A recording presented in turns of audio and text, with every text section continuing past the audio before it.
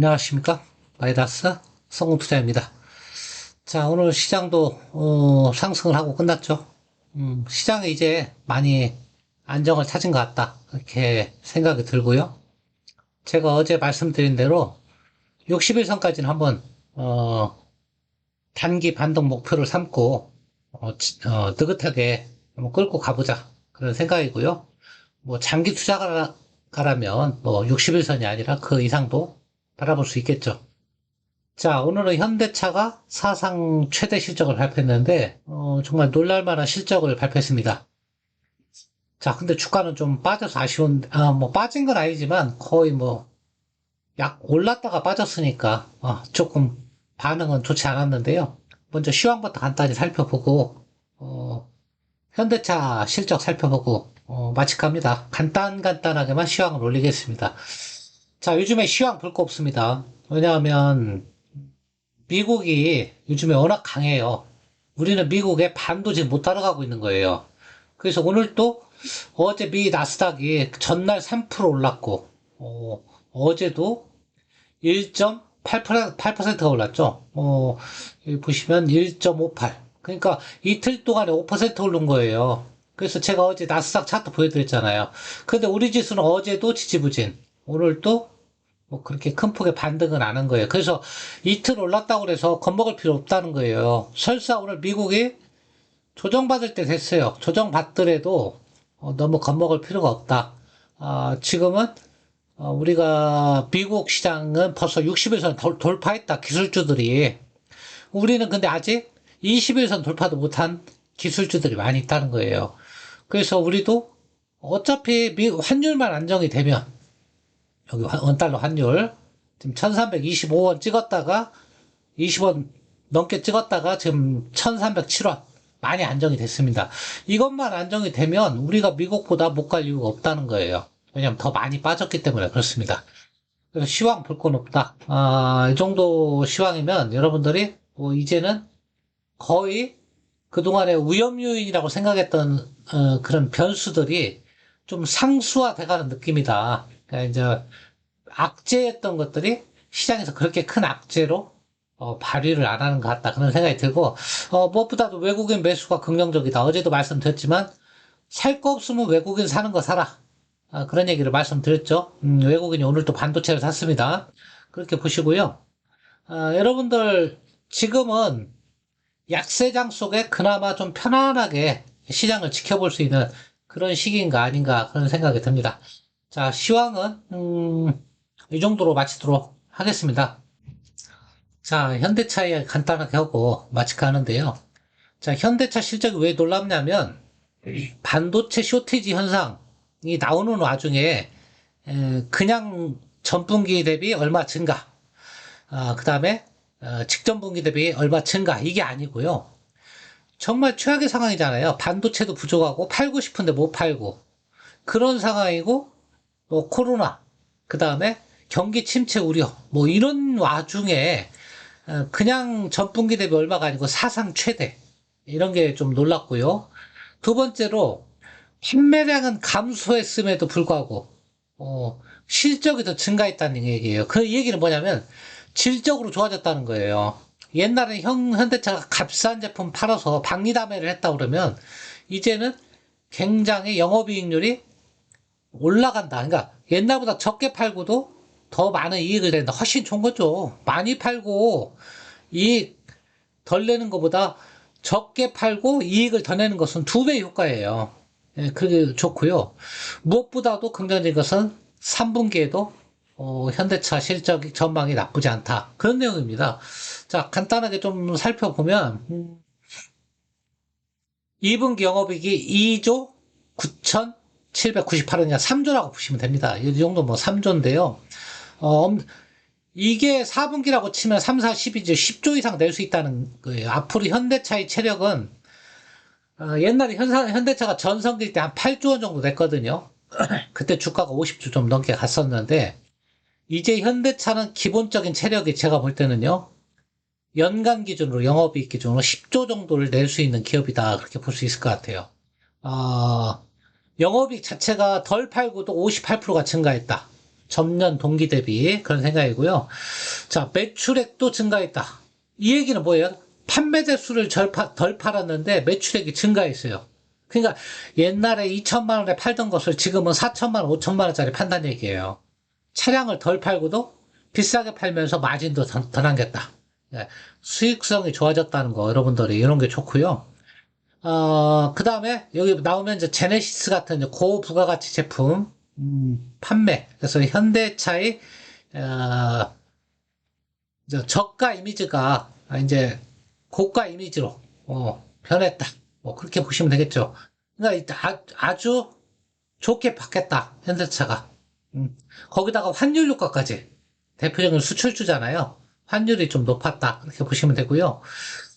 자, 이런 와중에 지금 대기 물량이 14만 대 유효. 그러니까 반도체가 없어서 못 파는 물량이라는 거예요. 그러니까 반도체만 적절히 공급되면 그냥 나갈 수 있는 물량. 그러니까 3분기에는 아예 판매 대기가 줄 섰다는 거죠. 지금도 인기 모델 같은 경우는 1년 반, 2년 기다려야 된다고 그러잖아요. 그러니까 지금 현대차 같은 경우는 3분기에 반도체 부분만 조금 해결이 되면 실적이 확 뛰어넘을 수 있다는 거죠. 사상 최대로 넘어갈 수 있다는 얘기고, 거기에 발맞춰서 아이오닉 6 반응이 좋다는 거. 자, 반도체 부족 때문에 못 팔고 있는 것도 지금 가전 부분이 좀 침체가 온다고 그래요. 수요가 좀 부진해서 이 가전 부분에 반도체를 차량용으로 좀 전환을 하면 반도체 쇼티지가 좀 해결할 수 있다. 해결될 수 있다. 뭐 이런 전망이 지금 나오고 있습니다. 자, 그렇게 보시고요. 다만 오늘 실적 발표할 때 조금 실적 발표 15분 먼저 발표돼 갖고 좀 논란이 됐었는데요. 그래서 뭐 이런 것이 좀 문제의 한국은 딱 개인 투자가나 기관 투자가나 똑같이 이렇게 오픈해서 실적 발표를 해야 되는데 이건 좀 해프닝이 좀 있었던 것 같고요. 자, 현대차만 좋은 게 아니고 테슬라 물론 뭐 조금 틀리다고 볼 수도 있지만 현대차도 이제 전기차로 가니까 2분기 순이익이 2조 9천억 원. 2배가 증가했어요, 얘는. 이 와중에. 그래서 지금 자동차 쪽이 굉장히 좋아지고 있다. 여러분들 그렇게 보시면 되고요. 자, 간단하게 현대차가 차 타면서 보면 제가 어제도 이건 말씀을 드렸는데요. 현대차가 장기 이평선 앞에 지금 딱 걸려있다. 그런 얘기를 좀 했었죠. 차트로. 이게 어제 제가 선 그려놓은 거 그대로 있는데 지금 장기 이평선 200일선이니까 여기서 오늘 뚫었어요. 사실은 뚫었다가 밀렸어요. 그러니까 매물대가 상당히 많은 거죠. 이 부분이. 그걸 감안하셔야 돼요. 돌파 시도를 계속 할 겁니다. 내일도 하고 저는 내일이라도 뚫을 수 있다고 봅니다. 오늘 이 정도 실적이면 사실 뚫었어야 돼요. 여기를 뚫었어야 되고 거래량도 좀 받쳐졌거든요. 근데 매물이 상대적으로 좀 많았다. 200일선 그러니까 19만 원대입니다. 19만 원 초반. 여기를 뚫면 현대차가 주도 섹터로 갈 가능성이 커요. 근데 왜냐하면 3분기에도 나빠질 것 같으면 피크아웃 논란 얘기가 나오는데 3분기에는 더 좋아질 가능성이 커요. 제가 볼 때. 그러면 지금 보통은 실적 발표 좋게 나오고 빠지는 게 정상인데 안 빠지고 지금 버텼죠. 3분기도 기대감이 있다는 거예요. 현대차 가지고 계신 분들 그동안 고생을 좀 했지만 자, 지금 19만 원 단기에 적게 오른 거 아니에요. 사실은 많이 오른 거예요. 다른 종목에 비해서 자동차가. 하지만 충분히 더 가져가셔도 된다. 그런 말씀을 드리고 기아차도 같은 맥락에서 보시면 됩니다. 얘는 이미 200일선 뚫었어요. 더 강해요. 현대차보다. 현대차도 충분히 뚫을 수 있다. 그렇게 보시고요. 자, 나왔으니까 뭐 현대차 간단히 기본적 분석 한번 해드리고 마칠까 합니다. 여러분들 현대차가 얼마나 싼가 그런 부분 간단히 말씀을 드리고 마치도록 하겠습니다. 자, 현대차 기본적 분석. 자, 오늘은 보합이죠. 그리고 시가총액은 40조입니다. 40조. 자, 대주주는 현대모비스고요. 자, 매출액은 보시면 올해 목표가 130조인데요. 충분히 가능할까요? 아까 30 몇 조 했죠? 36조 했어요. 단순 계산해보면 3, 4, 12에 6, 4, 24니까 144조 정도 나오는 거예요. 이 정도 실적만 나온다 그러면. 올해 서프라이즈죠. 자, 영업이익이 올해 8조 3천억인데 무난히 넘어설 겁니다. 사상 최대가 나올 것 같고요. 자, 순이익이 그러면 6조 5천억이 됩니다. 6조 5천억인데 40조니까요. 자, 선행 PER이 6배 정도로 낮아지는 겁니다. 거기에 PBR이 0.6배죠. 그래서 굉장히 저평가 영역에 진입을 했다. 많이 올랐지만도 저평가다. 물론 외국인이 올해 팔았고 기관도 팔았습니다. 근데 최근에 사고 있죠. 그러니까 다시 수급 변화가 보여지는 거다. 한번 보시면 현대차 주식 투자자 외국인들이 최근에 어떻게 보이고 있는가 매수 행태를 보이나 간단히 살펴보면 자 기아가 먼저 나왔네요. 기아 보시면 기아도 외국인이 최근에 사고 있죠. 이 빨간 선이 외국인인데요. 자, 현대차도 보겠습니다. 현대차는 올해 꾸준히 팔았다가 이제는 안 팔고 완만하게 올라가고 사고 있는 거예요. 외국인들이. 자, 최근만 보면 외국인이 많이 사고 있죠. 기관도 사고 있죠. 양매수. 개인은 팔고 있죠. 수급에 긍정적인 변화가 나오고 있고 주가는 상승으로 바뀌었다. 그러니까 외국인이 여기서 정점으로 팔고요. 4월 달까지 팔고 그 다음부터는 소폭이나마 사고 있습니다. 그래서 현대차 잘 지켜보시기 바랍니다. 자, 외국인 수급 살펴봤고요. 자, 영업이익률이 원래 현대차가 영업이익률이 굉장히 낮은 회사예요. 2018년도만 해도 2.50 정도밖에 안 나왔는데 올해 이 추세로 가면 5%가 훌쩍 넘어가는 영업이익률이 나온다. 굉장히 내용면에서도 좋아진다. 이렇게 보시면 되고요. 자, 성장률도 작년에 178% 성장했고 올해도 성장을 한다. 이렇게 보시고 자, 뭐 부채비율 이런 거는 크게 신경 쓸 거 없고 뭐 유보율 5000%고요. 배당률도 이 정도로 가면 중간 배당도 아마 하죠. 지금 2.3% 예상이 되는데 그 이상 나올 수도 있겠다. 그렇게 보시면 되고요. 보시면 되고 표준 편차가 뭐냐면 여기 변동률이에요. 그러니까 주가 변동률도 낮다. 그러니까 위험성도 굉장히 낮다. 뭐 이렇게 보시면 돼요. 이건 제가 어떤 종목을 분석할 때 좀 안전한 종목이냐 위험한 종목이냐 표준 편차가 높으면 막 주가가 왔다리 갔다리 한다는 얘기예요.